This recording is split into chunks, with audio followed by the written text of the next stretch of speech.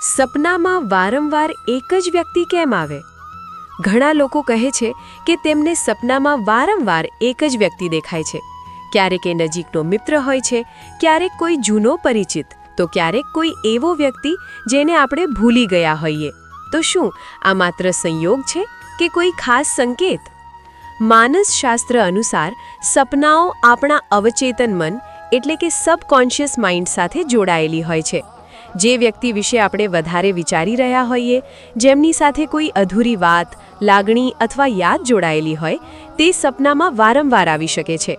ક્યારેક આ લાગણીઓ પ્રેમ, ગુસ્સો, અફસોસ અથવા અપૂર્ણ ઈચ્છાઓ સાથે સંકળાયેલી હોઈ શકે. આધ્યાત્મિક માન્યતાઓમાં તેને આત્મિક જોડાણ પણ કહેવામાં આવે છે, પરંતુ વૈજ્ઞાનિક રીતે તે આપણા મનની પ્રક્રિયા છે.